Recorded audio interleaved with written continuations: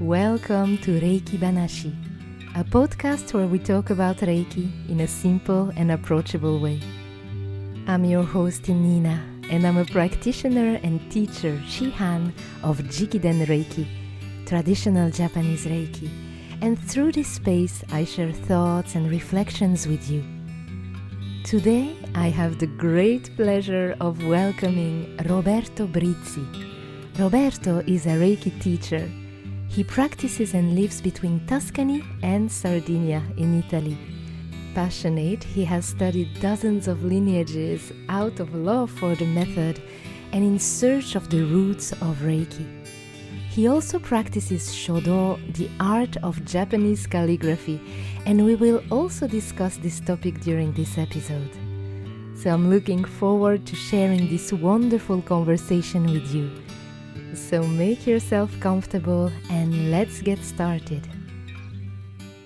There you go. Konnichiwa, yokoso. Hi Roberto and welcome to Reiki Banashi. I'm very happy to have you with us in this space today. And o genki desu ka? How are you today?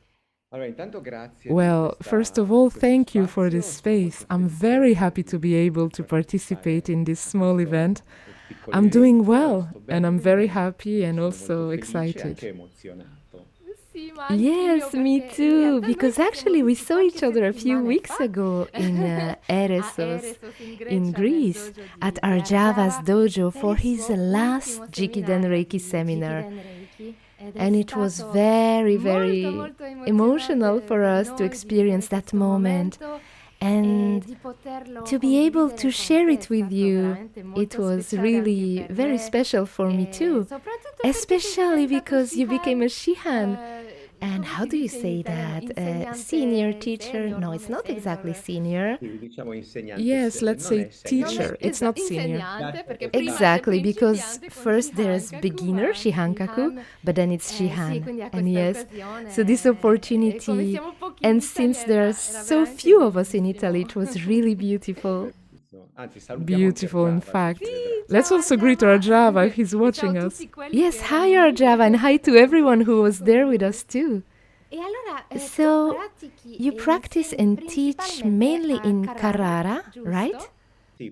Yes, mainly I teach in Carrara, and then, I divide my life between Tuscany and Sardinia, not so far from you. Exactly, that's wonderful.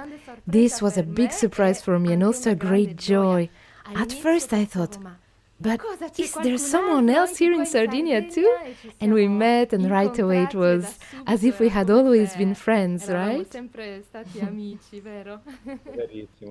So true, yes, I had the same impression. Well, I think that in the end we're all kind of on the same path, right? That connects part of our soul. Exactly. We recognize each other and reconnect, and that's beautiful. So let's go into the questions of this podcast.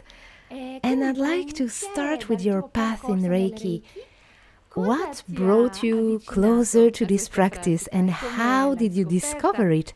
What pushed you to go deeper and study, if I understood correctly, through 6 lineages, right? Right. Well, my story is definitely a long one. I'll try to summarize. Beautiful, I like that. It started many years ago. I was a young boy. I come from a very particular family where my mother is an extremely sensitive woman, almost to the point of mediumship, so to speak. So it started many years ago. How did this all begin? It started when I was a child. Often an aunt, my father's sister who lived in Umbria, used to visit us. And she always told me that every time she slept near me, her pain disappeared. She suffered from intense bone pain, and she said she felt a great warmth. And this went on for quite a few years. So I was completely unaware of energy, unaware of everything, until I was about 14 years old. My mother's brother, my uncle, one day spoke to me about a yoga course because he practiced yoga. Okay. I didn't even know what it was, but what did I do? I decided to go to try a yoga class. I fell in love with it. I practiced for many years, and during one of these lessons, one day the word Reiki came up. Ah, That word came up, and I didn't even know what it meant. Soon after, there was going to be a presentation for a first level seminar. We're talking about Western Reiki.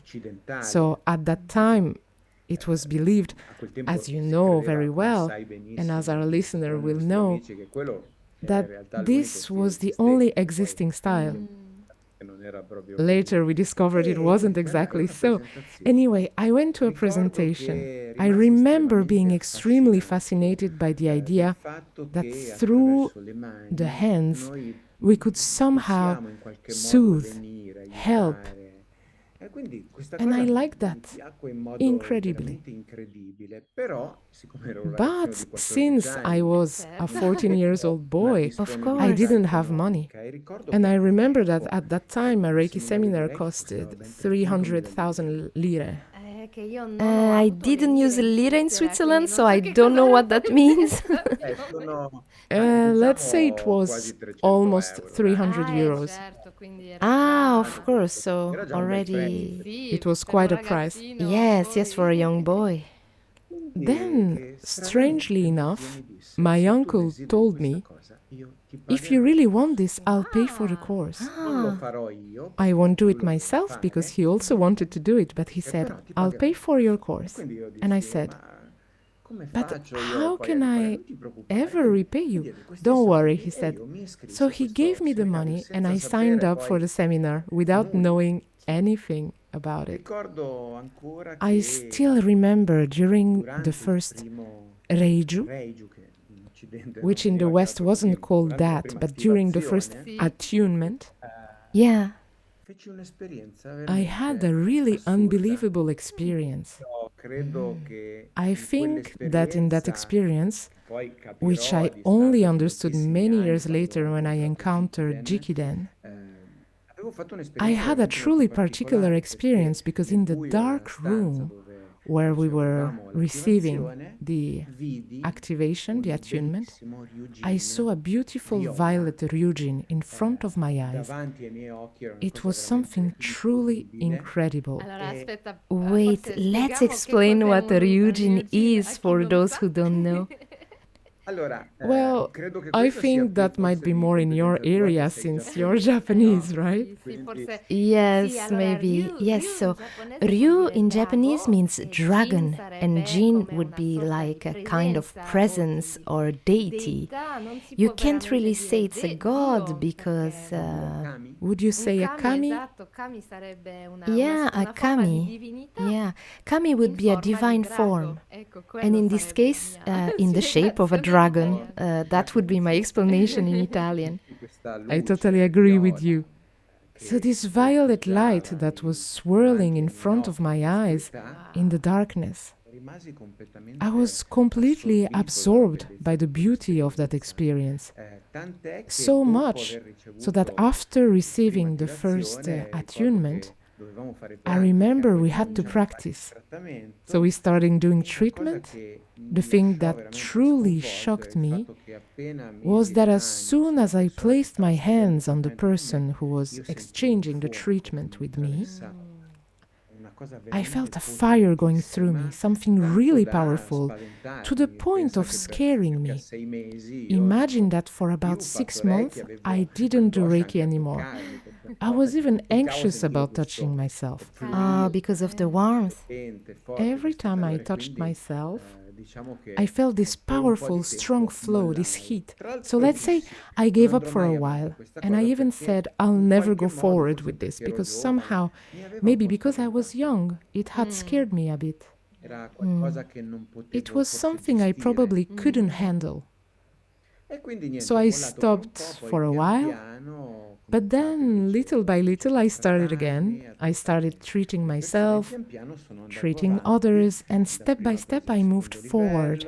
First I took the second level, practiced a lot, and was really very diligent about it's part of who I am. And then in 1991, after a year of preparation, I remember receiving the third level. And that's when doubts started.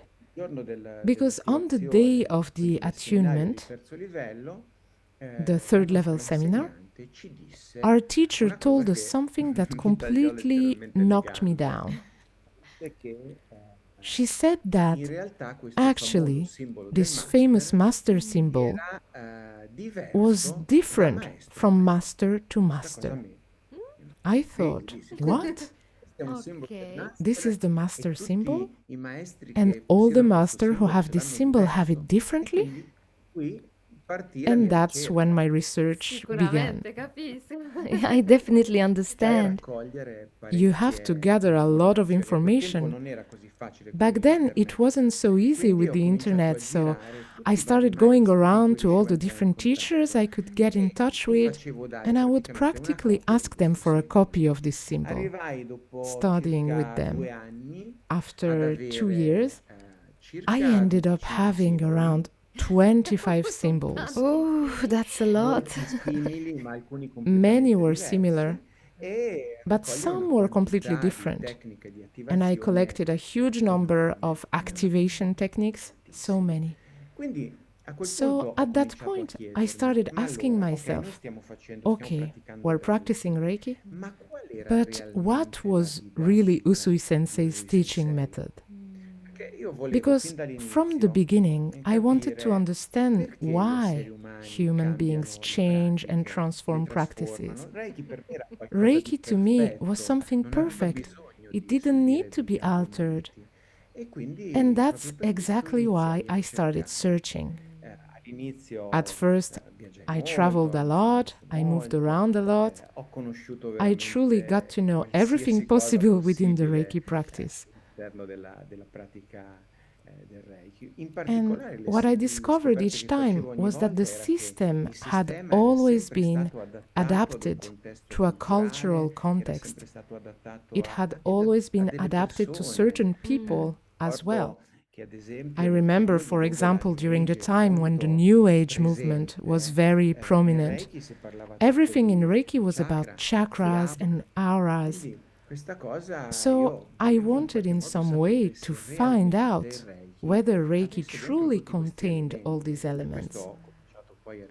That's why I started receiving teachings from all different schools. And every time I received training from a school, I had made a promise to myself. During the training period with that school, I would forget what I already knew, because I thought it would strongly influence me and prevent me from truly learning. So I remained open to everything. I always tried to trace things back to the sources. I was also lucky because I always had encounters, what I call destiny-guided encounters, I always found teachers who, like me, wanted to understand more.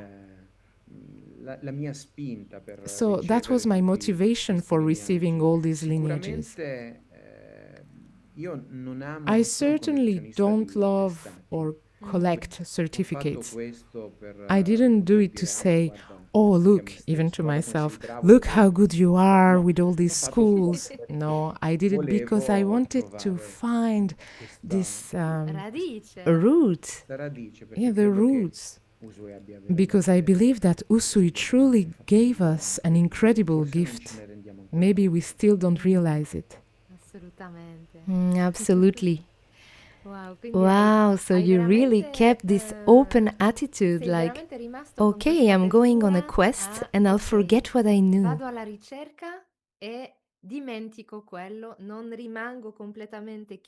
I won't remain closed in my opinion. And that's a beautiful thing, especially when you have to start over again each time. I believe that was my driving force. I'm grateful for this deep motivation, because without it, I never would have reached Jikiden. I only have gratitude. There were times when I was very angry, because I used to think, I would say, why can't we just leave Reiki as it is? Why does everyone feel the need to change it somehow? And I'd say to myself, I've wasted time, I've thrown away thousands of euros, years of my life spent searching for this thing. But then I realized that, you see, probably it's all part of a design. Somehow that design led me to where I wanted to go, right? So I'm very grateful for that. That's wonderful. Wonderful that you see it that way. And yes, for sure, it's truly the journey that enriched you and maybe even gave you more value to what you found in the end, in my opinion. So true, so true. How wonderful. So then, exploring so many lineages, because I imagine there were more than 6 at this point. Yeah, I've really studied a lot, because I also received a lot of informal teachings. So I just, at a certain point, I wasn't even interested in getting a certificate anymore. I just wanted to learn. So I gathered information from everywhere. I always tried, though, to verify the sources. Yeah. Where it was possible, because in many cases, it wasn't possible. So I automatically discarded those. But as you said, your first experience, your first Reiju, was still overwhelming, right? So something, even if the form was no longer the original one, something remained. And that's something I wonder about a lot. When you encounter such different approaches, but there's always a more or less similar source in terms of Reiki energy. In your opinion, what are the essential elements of Reiki that remain unchanged despite different techniques and lineages, etc.? Well, definitely what you just mentioned, the fact that in all the styles I've practiced, and I can tell you, I'm convinced that Reiki is always Reiki. Then the changes we make to it can pull us away a bit from that frequency, but the energy is part of us, right? So I believe the common element, if we can say one exists across all the schools I've been through, is exactly that. The energy is one. And there's definitely a fundamental difference between the various styles. For example, as we know now, there are schools that pushed more towards healing the physical body, while others learned more towards healing for spiritual evolution, the achievement of a state that Usui calls Anjin Ryume, right? In other schools also called Anshin Ritsume.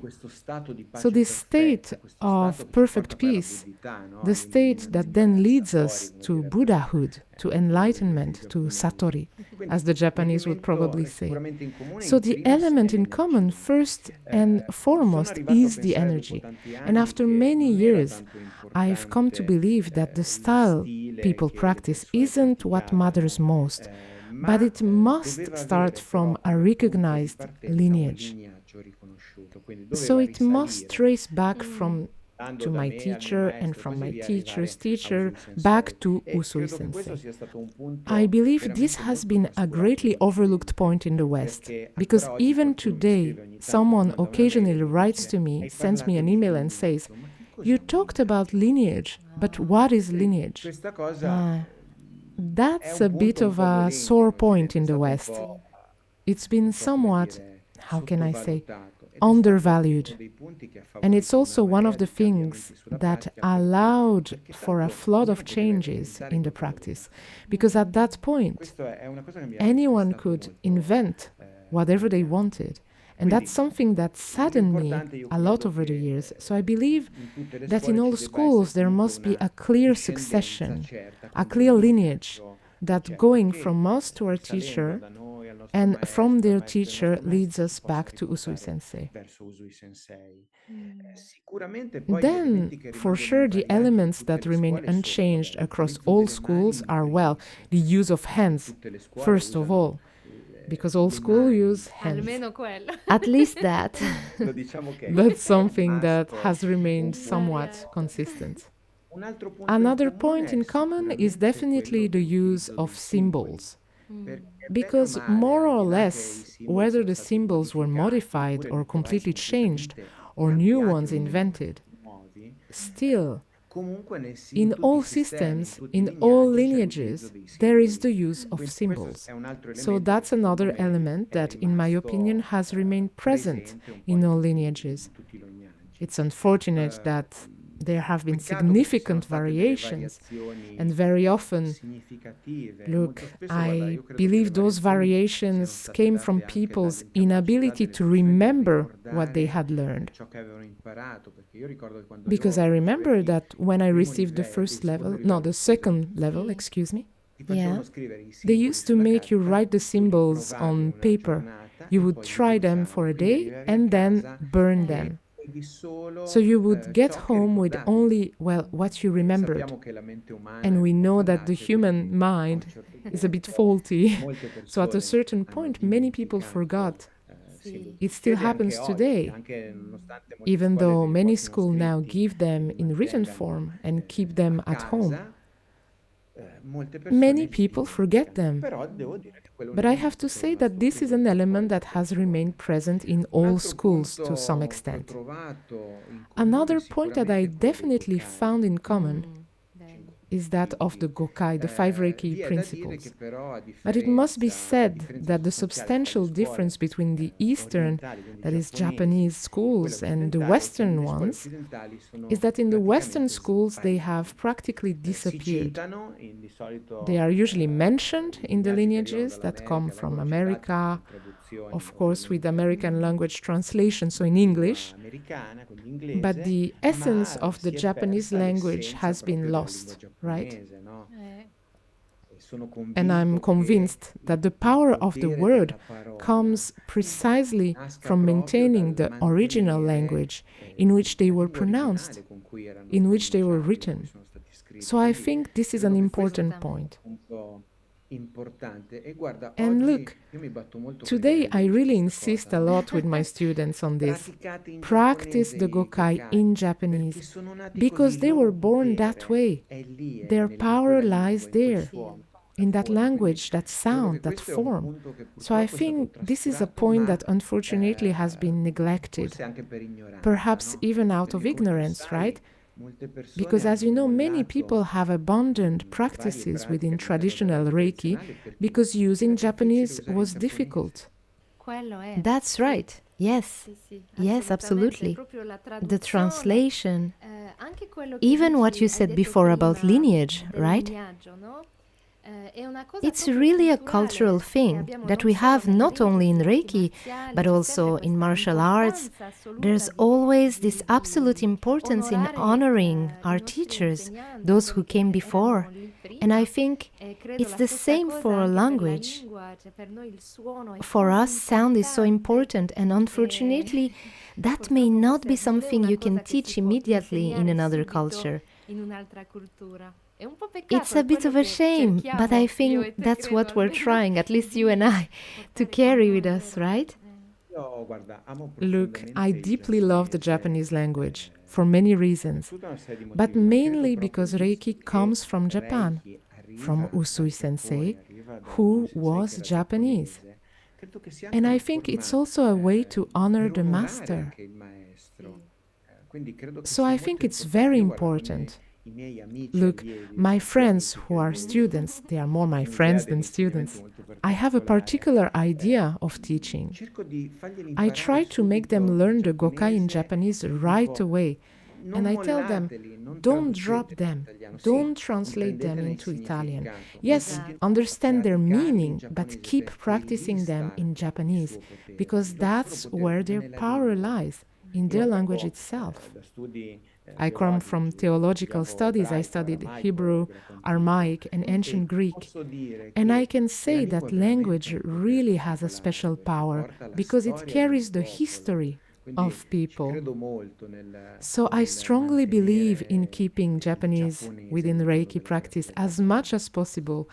Because, for example, I don't know how to converse in Japanese.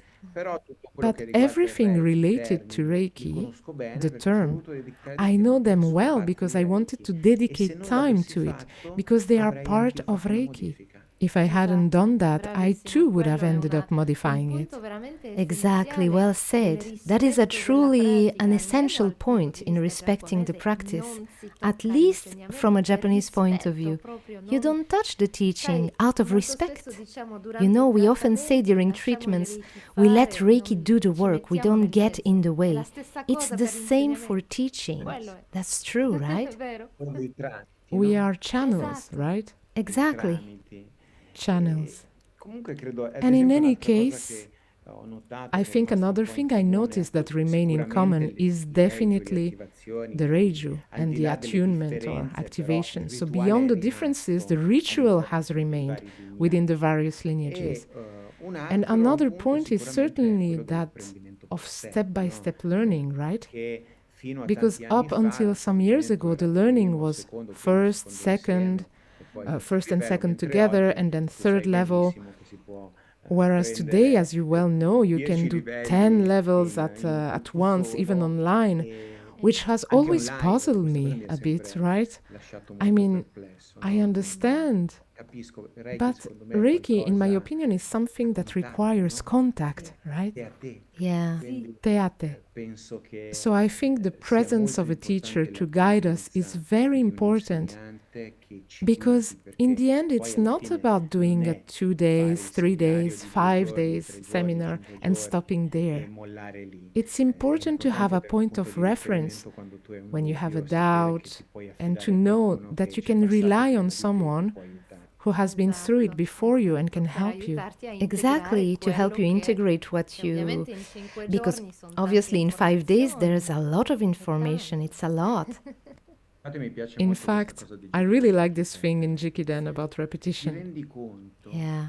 Because you realize that we are fallible beings, we forget tons of things. So in my opinion, even repeating something is absolutely positive. Exactly.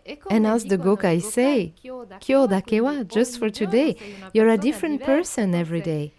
Maybe one day you integrate something, you understand something on one level, then with a bit of more practice, you integrate it in another way. Right? True, yes. I still repeat a lot myself. There's no more space left in my student card. It's very important, I believe. We never stop learning, right? Yes, I think so too. I think we never reach the top of the mountain, but it's important that we're walking it anyway, right? And we should be grateful for that. Not to be rhetorical or falsely moralistic. I think one thing that we Westerners lack is the humility to remember that we are not masters of a practice like Reiki. We are teachers of that practice. The masters are Usui Sensei, Hayashi Sensei, Chiyoko Sensei. We are only teachers, only. That's something we should all work on a bit.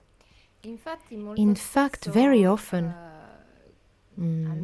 at least my mother, when she started Reiki, would say, but why do they call themselves masters, Reiki masters? And I had difficulty explaining it to her. Yes, this translation of master, which I think is something very Western, right? Because even the title sensei in Japan is not something that is given, sold in a seminar, right? A sensei is someone who has had real experience. I like to think of a sensei as someone who has crossed the river and then come back, right? And this metaphor means the river of life, right? He has crossed it in some way and has come back to give us teachings. But I don't think one can become a sensei with a little boat. And above all, a sensei never calls themselves sensei. And that's a huge sign of humility, which really shows you how much someone is truly a sensei, right? How beautiful. And so today, after having studied so many approaches, you teach Jikiden Reiki, and you also share techniques from the association founded by Usui Sensei, right? The Usui Reiki Ryōhō Gakkai. A very long name, the Gakkai for friends. And if you'd like, would you tell us what led you to this choice? It's very interesting for me to know. Of course. So definitely, in all the schools I've been around, that I've passed through, there were practices in common.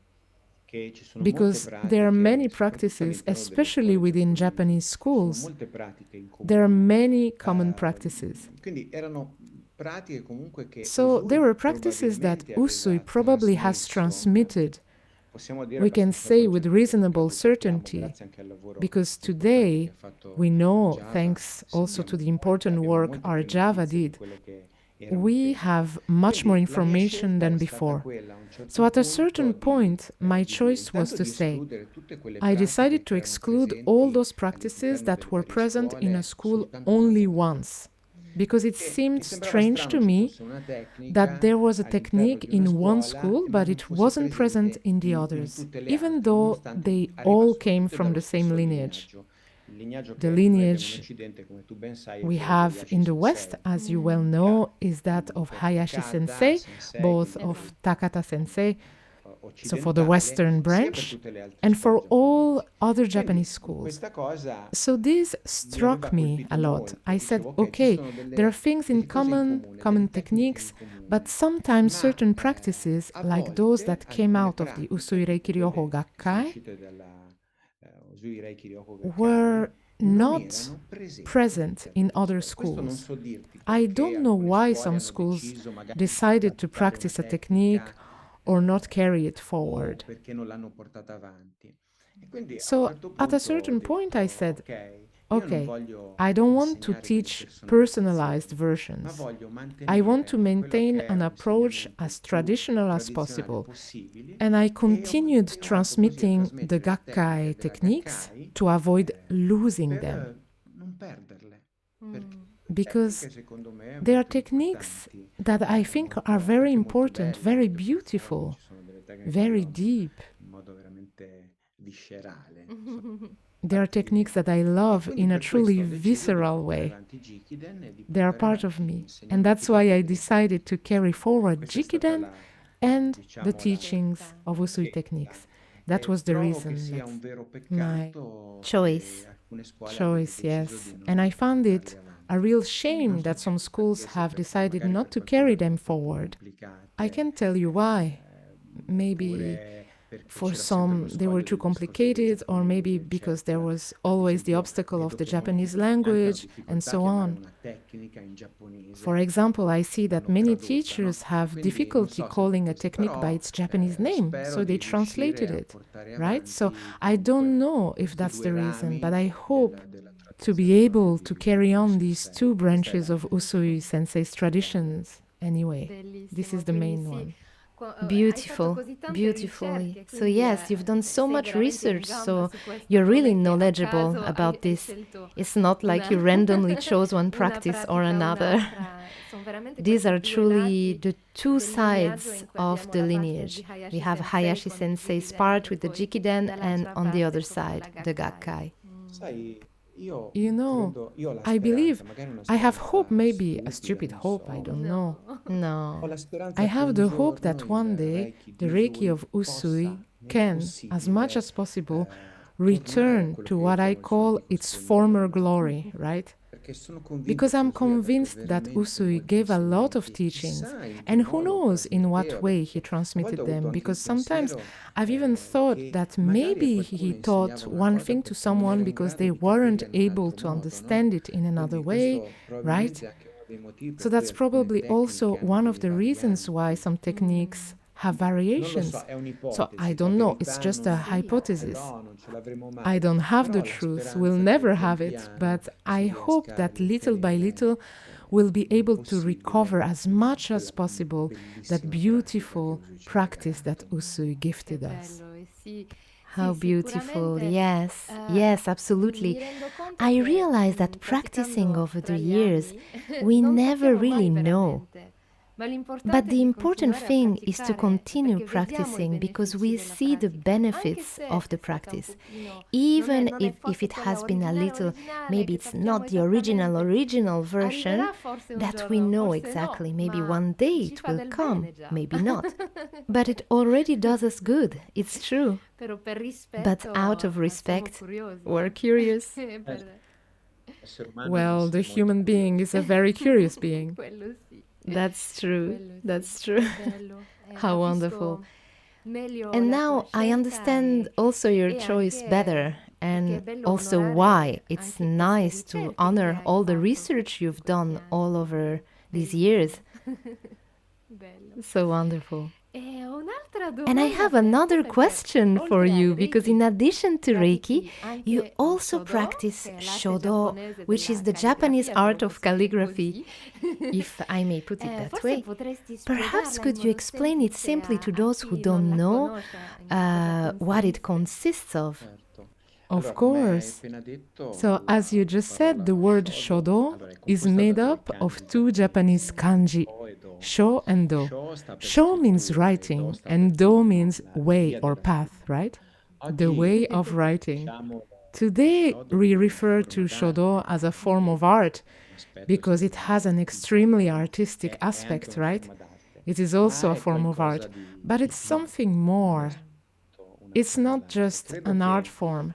I believe that working with Reiki for 35 years has allowed me to understand the art of calligraphy much better, which is not just about writing well. Because many misunderstand and think Shodō is about writing well in various styles like Kaisho, Sosho, Reisho, Tensho, and so on. It's not just that, it's really something extremely deep. It's truly a form of meditation. We now know that in ancient times, even some samurai practiced calligraphy, so that shows us it's something truly profound.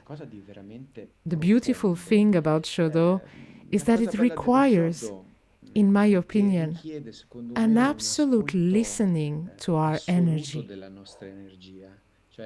It requires listening to ki, right? And when I write, something that always amazes me is that my brush is literally affected by the movement of my energy. When, for example, I'm really nervous because I know I have to take a calligraphy exam, I'm trying to complete the piece of my sensei gave me, and I realize that the brush is expressing my energy. Then the stroke changes. It's no longer the same. Whereas when I'm completely present and in the here and now, then the brush and the body are one and the same. So I believe that Shodō, beyond beautiful calligraphy, beyond the art, is truly a beautiful meditation practice that allows us to discover hidden parts of ourselves. Because sometimes there's an energy behind it, because you're experiencing an emotion, and that energy ends up on your sheet of rice paper. So you can see it. I've written many times, for example, I'm very attached to the kanji cloud, energy, rei, and so on. And if you look at all the times I've written them, each time with a different emotion, you can see that emotion on the paper. I remember my first Kumo, cloud. It was something very gentle, whereas now, when I sign, I have a signature that I can't explain it to you, but it carries a different energy. So Shodō is teaching me that we are not static beings. We know that, but now the brush shows it to me, and that truly finding our center is important, because otherwise I think we just copy. Yeah. And it's not about copying someone else's beautiful calligraphy who came before us. It's about putting yourself into it and finding your own path in calligraphy. So I don't know, I'm very fascinated by this idea of flowing, of letting go, of freeing oneself from tension, and especially of setting aside the ego. Again, this is interesting, isn't it? I find it very much like Reiki. When we give a treatment, we don't involve our ego. We're supposed to be pipes. I like to think of myself as a pipe. And I always tell my students, the pipe doesn't care if it's water, wine, or Coca-Cola passing through. It's just a pipe. We should be like pipes since we're containers, and the container in some way gives something to the energy. In my view, the highest goal would be to learn to be pipes, that is, to stop interfering through our ego. And Shodō, in my opinion, is the same thing. You have to stop doing calligraphy, writing the kanji for your ego. Just because maybe someone will say, it's beautiful, wow, you write so well. No. You have to do it by setting the ego aside so that you can probe your energy on a deeper level. So that's a bit of my approach to Shodō. It's definitely, it's another one of those practices I'm deeply in love with, and I hope I can continue. It's becoming more and more difficult because there are exams. We send our exams to Japan to a Japanese master named Norio Nagayama. But I really like it a lot because I find it very close to the mental attitude I have when giving Reiki treatment. So yes, there are inevitably resonances between Reiki and Shodō, which was a question I wanted to ask you. But I believe that's exactly what you explained very well, that emptiness we create to let something through, whether it's an element, energy, or emotion, but it's really being in the present moment that creates this emptiness, right? I believe that the introduction to the Gakkai, Kyo Dakewa, is perfect also for Shodō. It's perfect for everything, even though it's not one of the 5 principles, but rather the introduction to the principles. I believe that this should be emphasized. And I'm making myself a squirrel with it. Because to me, it's really important. We forget to be present in what we do. We're always projected into the future, and so we worry, or in the past, and we let ourselves being influenced by past events. So I believe that being in the here and now, just for today, is the greatest achievement a human being can reach. Absolutely. I completely agree. So yes, these are truly 2 practices that really come together completely. Perhaps they even enrich one another. I don't know if you ever say to yourself, yes, this thing of Shodō, I can bring it with me in my Reiki and vice versa. Yes, definitely. Also, my calligraphy name is quite strange, you know?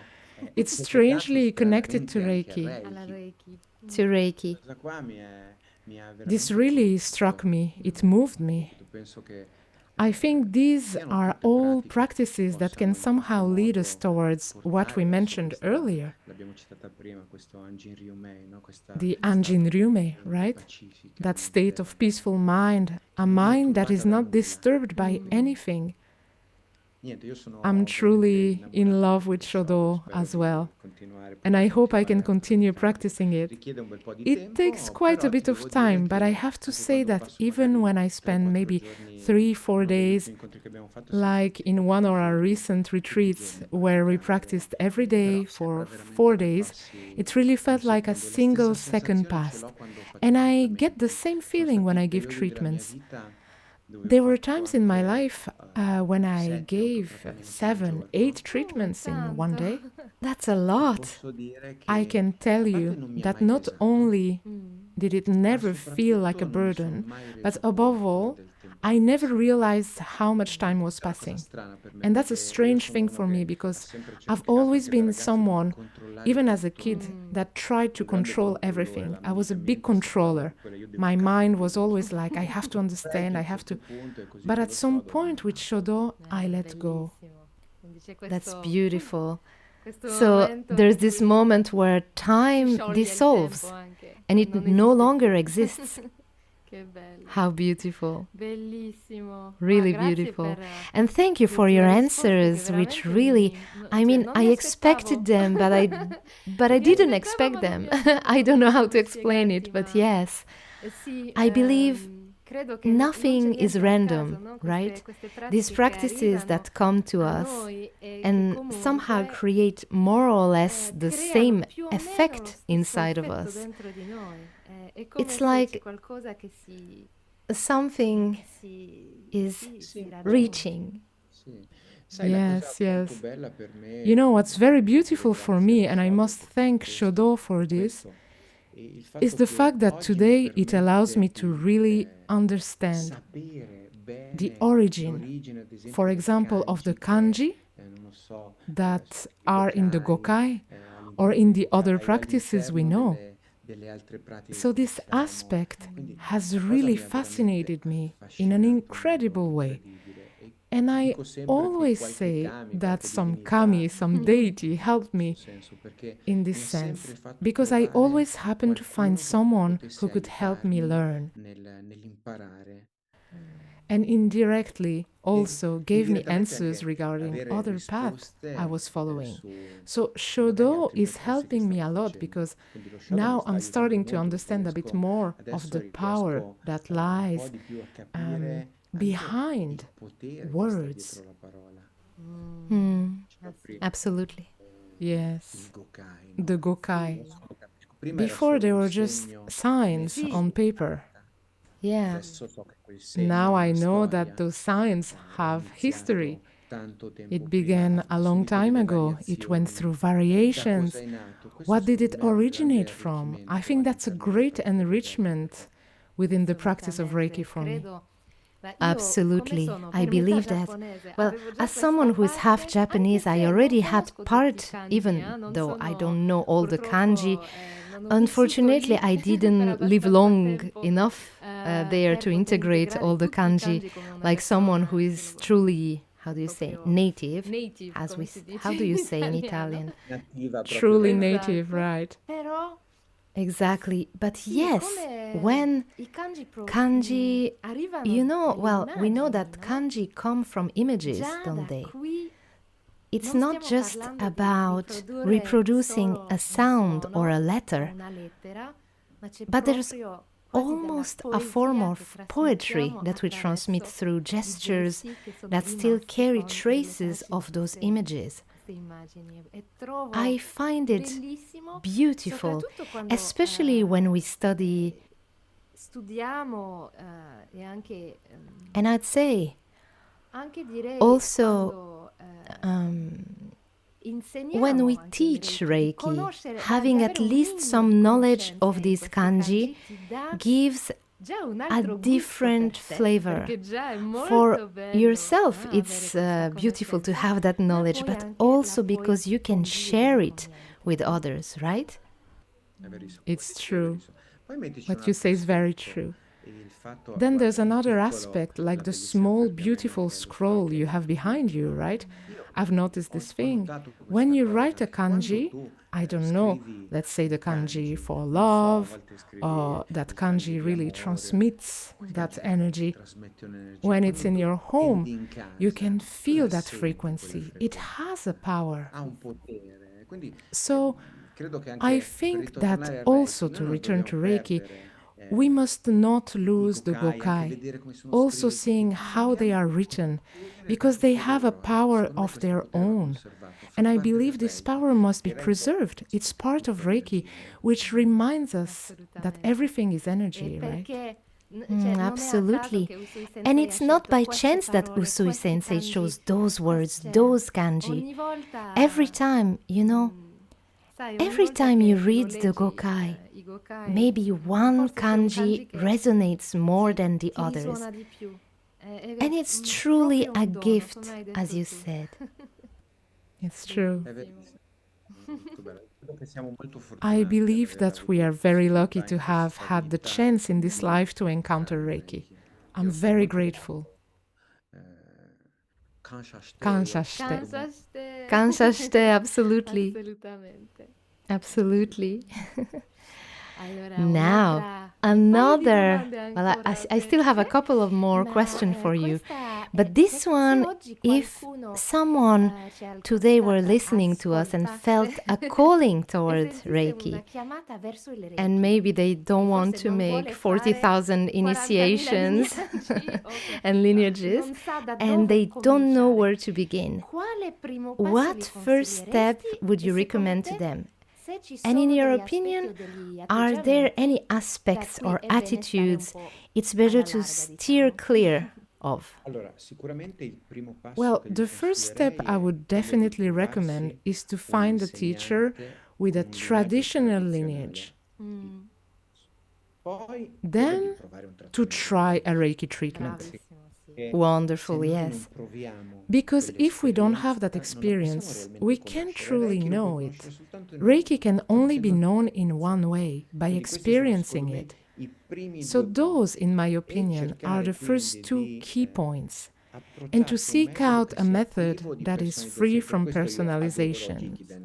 That's why I love Jikiden, because over the years, in my 35 years of practice, I've only seen personalizations.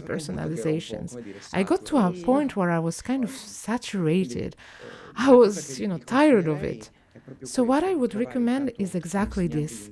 First, find a teacher with a truly traditional lineage, because today, unfortunately, there's still a lot of confusion around Reiki. And let's be honest, teachers know things that students don't know. So there's a lot of confusion about what is Reiki, what Reiki is, how it works. There's a lot of information that's now distorted also because of internet. The internet helps in some ways but ruins it in others, right? So it gives us information that may not actually align with the real idea of practice of Reiki. So definitely, yes, find a good teacher, someone who really puts Reiki first, because it may sound obvious, but it's not. Today, as we know, Reiki has become, for many people, just a way to make money. Yeah. This is the spirituality market. It applies to Reiki, it applies to yoga. For many things, yeah. So all this has become, how to say, kind of the business of the moment, right? Yeah. So I think this is another important thing to consider. Sometimes someone comes to me and say, hey, I want to learn Reiki, but how many people do you need before you can teach me Reiki? Because maybe some people tell them, okay, I will do a seminar when I have 10 people. Okay. This limits that person's possibility to evolve for our mere need, which is economic in this case. So this is one of the aspects that I don't like about Reiki in the West. And so I realize it's not easy to find a good teacher, but there are many, so I think it's possible to do so. To what? How do you define a good teacher? Well, a good teacher, I think, is someone who shows that they have put their practice above everything else. Someone who has put their practice inside their own life, not solely and exclusively for their own livelihood, which, okay, we all have to live, that's fine. But I believe the true teacher is the one who dedicates their life to that practice. And it's a bit like, how can I say, someone who truly cannot be separated from the practice.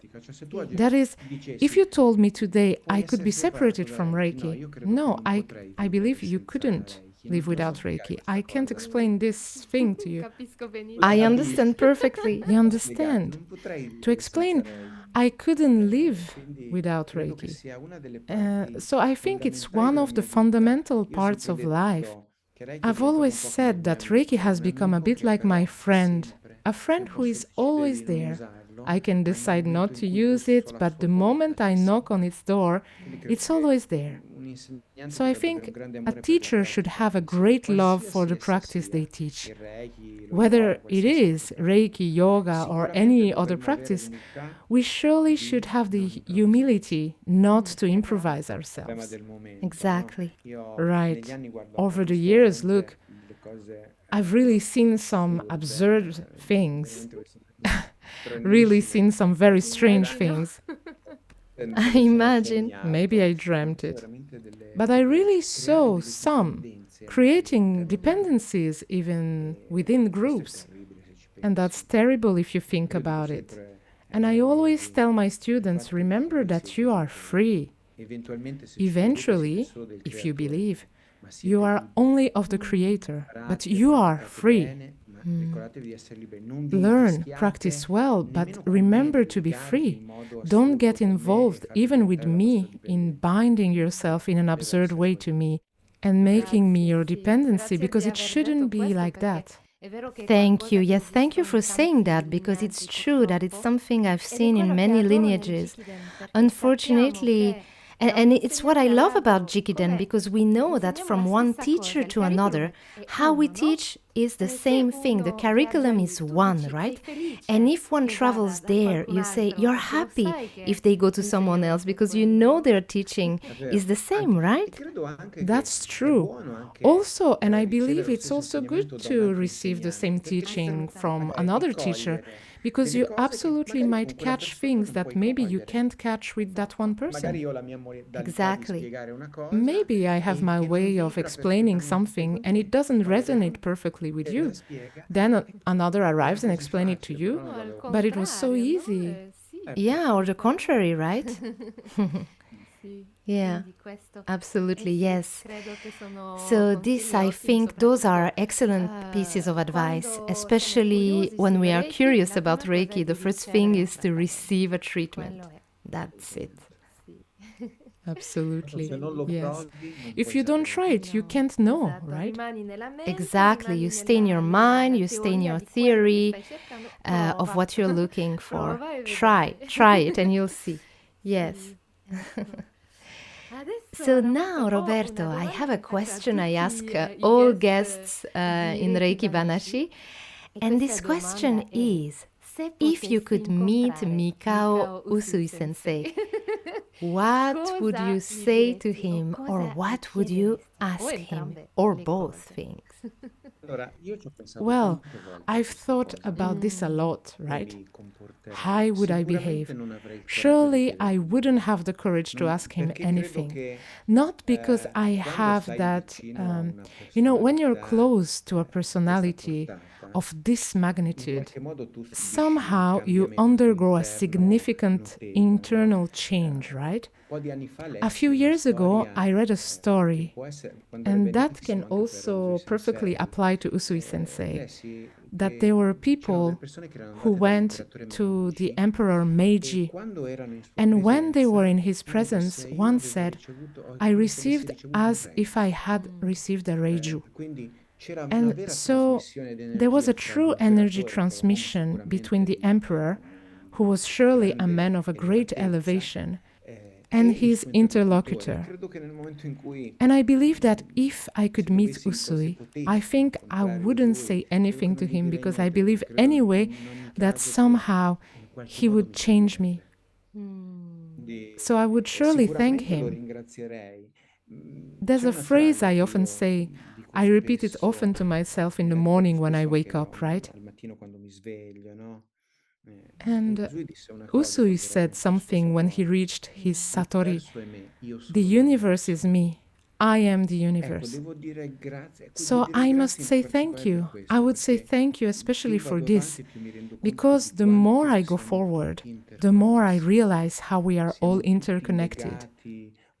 We are all linked to each other, and not only as people, but also with nature. I remember as a child something strange happened to me. Once I was a kid, I found one of these flying beetles from Sardinia, right?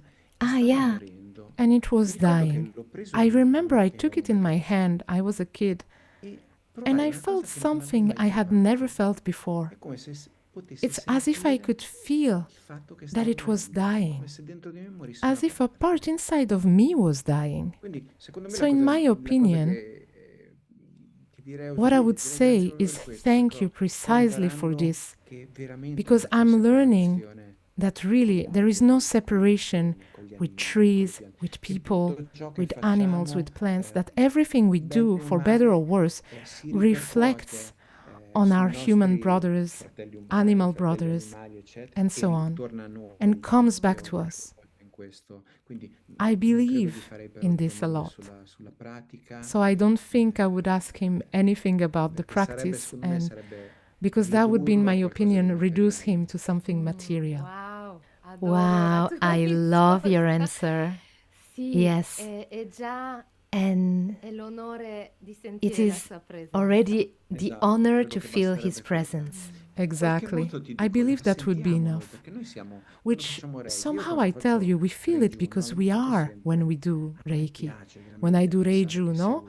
I always say it. I really like to think that it is Usui doing it.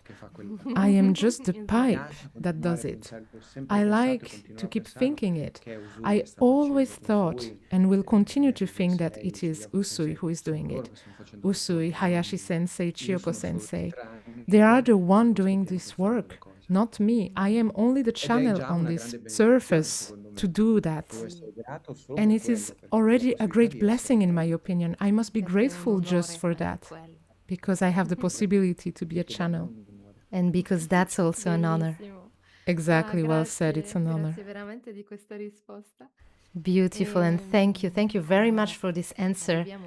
So I see the time, we're slowly reaching the end of the episode, but is there something we haven't talked about that you would have liked to share with us? So, I think that, well, more or less, we have talked a bit about my idea of Reiki. I think that in the end, you and I are very close in the thought. Yeah.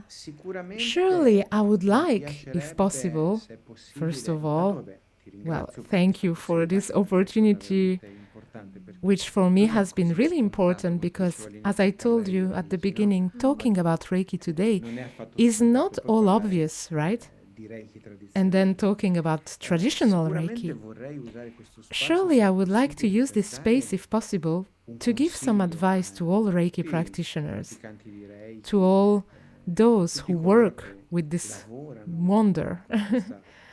The first is to not forget every day to practice both Reiki, but also to dedicate those few minutes to the repetition of the Gakkai, precisely because, just as Usui said, I am convinced that those really help us reach that state of peaceful mind, So they bring us somehow closer to the state of enlightenment, and moreover, because they do a wonderful thing, they keep at bay the biggest monster we have, which is the ego. The ego and the mind.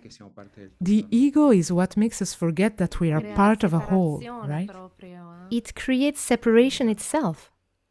Exactly. I believe that is perhaps the most important advice. It's not so important to learn how to place the hands well. First, in my opinion, you need to learn this. And I realized that we probably learned it over the years, right? Going forward at the beginning, it was not so obvious. Actually, at the beginning, the ego said, "How good you are, go on." Exactly. You helped 2,000 people, so good, keep it up. Then you realize that actually it is another obstacle you're putting in your practice. So I believe the advice I want to give people is live Reiki truly following the Gakkai. But don't just acquire the Gakkai because they were told to you, and so you say, I must behave well because that's what Usui says. No, try to integrate them until they become part of yourself. Because saying, just for today, don't be angry, and then continuing as usual, serves no purpose. So you have to integrate them in the end. And it is perhaps the most important step in Reiki practice. I dedicate a lot of time to the Gakkai in teaching. I really dedicate a lot of time to them. Because for me, they have been really important, not only in Reiki practice, but really in life practice. Over the years, I have seen really strange things. I have met, I don't know if you want me to tell you two very quick ones. Yes, yes.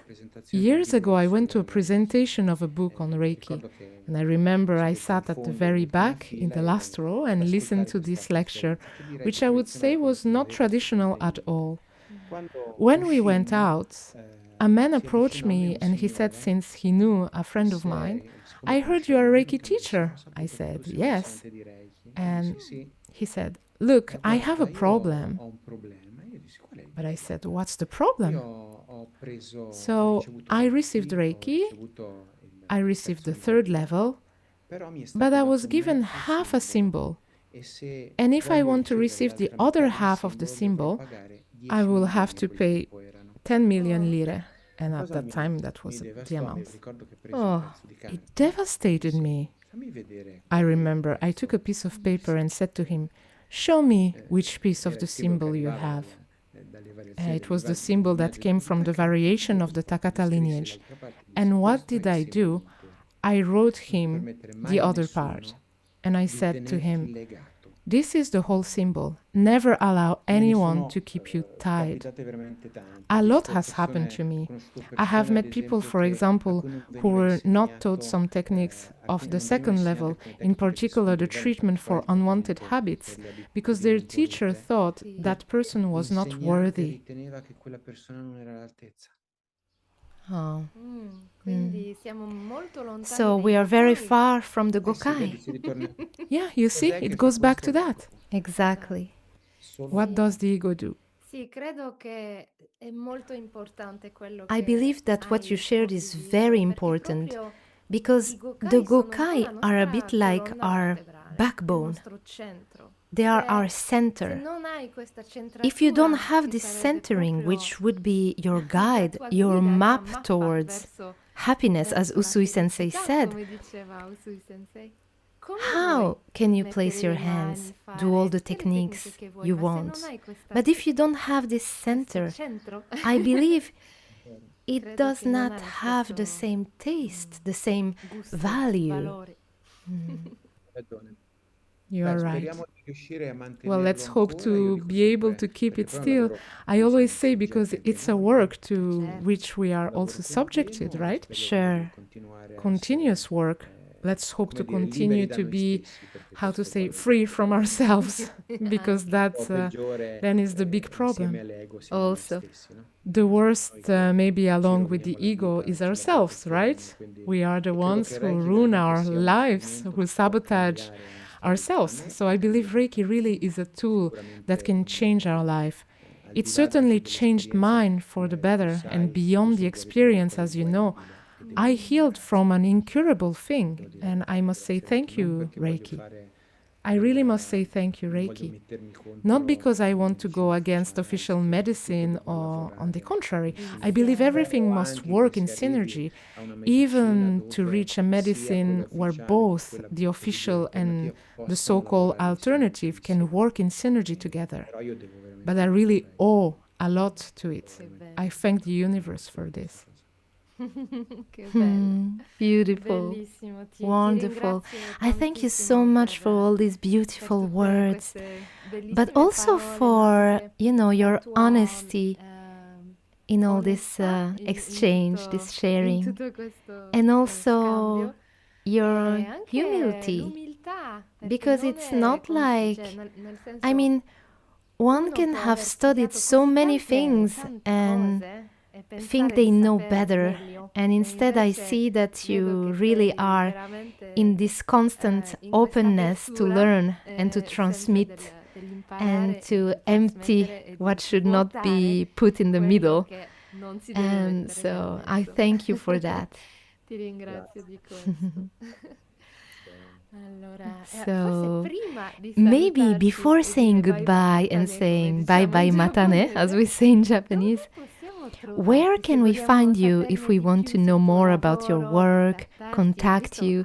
I saw you have a beautiful website. Maybe we can share that? So, well, I'm not very... I don't really take care of the website. Usually a dear friend does it for me. A dear friend helps me with posts, also on Facebook. So my website is called reikikenkyu.it. Perfect. So you can find me both on the internet, on the web, and also on Facebook. There is a little page.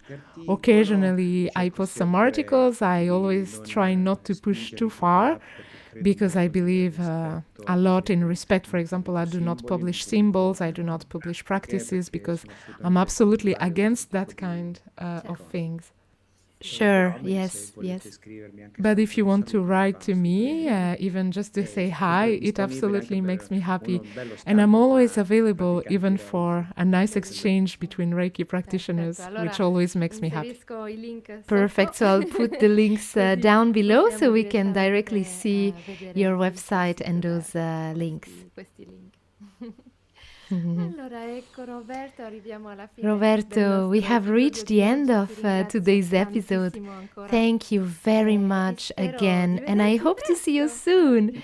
Meanwhile, we are close now, and now I can't wait to meet you again and practice with you in Sardinia. We'll see each other very soon. Arigatou gozaimashita. Grazie. Ciao, ciao. Thank you so much for listening, and thank you so much again to Roberto. If you'd like to keep exploring these topics with me, you can find me on Instagram or on my website. And if you want to dive deeper or learn more, all the links are in the show notes. I'll see you very soon for another episode, and in the meantime, take care. Arigatou gozaimashita.